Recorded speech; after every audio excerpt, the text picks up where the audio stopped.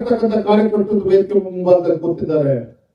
ತಮ್ಮ ಚಪ್ಪಲಿ ಸಹೋದರ ಪರವಾಗಿಲ್ಲ, ಭಾರತೀಯ ಜನತಾ ಪಾರ್ಟಿಯ ಧ್ವಜವನ್ನು ಎತ್ತರಕ್ಕೆ ಆರಿಸ್ತಕ್ಕಂಥ ಕೆಲಸ ಪ್ರಾಮಾಣಿಕವಾಗಿ ಮಾಡಿರ್ತಕ್ಕಂಥ ಕಾರ್ಯಕರ್ತರು ವೇದಿಕೆ ಮುಂಭಾಗದಲ್ಲಿ ಕೂತಿರ್ತಾರೆ. ನಾನು ಅವರ ಮುಖೇನ ಅವರ ಪರವಾಗಿ ಒಂದು ಮನವಿಯನ್ನು ತಮ್ಮೆಲ್ಲರೂ ಕೂಡ ನಾನು ಮಾಡ್ತಾ ಇದ್ದೇನೆ.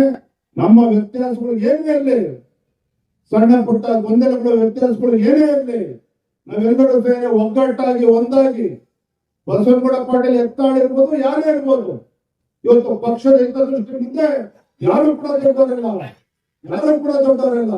ನಾವೆಲ್ಲರೂ ಕೂಡ ಒಗ್ಗಟ್ಟಾಗಿ ಒಂದಾಗಿ ಭಾರತೀಯ ಜನತಾ ಪಾರ್ಟಿ ಒಂದು ಭದ್ರ ಬುನಾದಿನ ಆಗ್ತಕ್ಕಂಥ ಕೆಲಸ ಮಾಡಬೇಕು. ಮುಂದಿನ ವಿಧಾನಸಭಾ ಚುನಾವಣೆಗಳಲ್ಲಿ ಬಿಜಾಪುರದಲ್ಲಿ ಜಿಲ್ಲೆಯಲ್ಲಿರ್ತಕ್ಕಂಥ ಎಲ್ಲಾ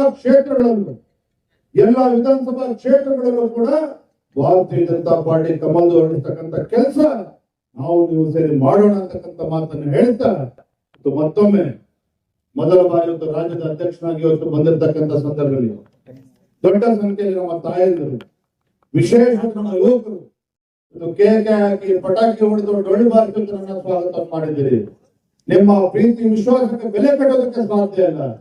ನಾನು ಇವತ್ತು ಯಡಿಯೂರಪ್ಪನ ಮಗ ಆಗಲ್ಲ, ರಾಜ್ಯದ ಭಾರತೀಯ ಜನತಾ ಪಾರ್ಟಿ ಅಧ್ಯಕ್ಷನಾಗಲ್ಲ, ಒಬ್ಬ ಸಾಮಾನ್ಯರಾಗಿ ಒಬ್ಬ ಸಾಮಾನ್ಯ ಕಾರ್ಯಕರ್ತರಾಗಿ ನಿಮಗೆ ನಿಮ್ಮ ಹೆಗ್ಲಿಗೆ ಹೆಗ್ಲು ದುಡಿತಕ್ಕಂಥ ಕೆಲಸ ಪ್ರಾಮಾಣಿಕವಾಗಿ ಮಾಡ್ತೇನೆ ಅನ್ನೋ ಮಾತನ್ನು ಹೇಳ್ತಾ ತಮ್ಮೆಲ್ಲರೂ ಕೂಡ ವಂದಿಸಿ ಮಾತನಾಡುತ್ತೇನೆ.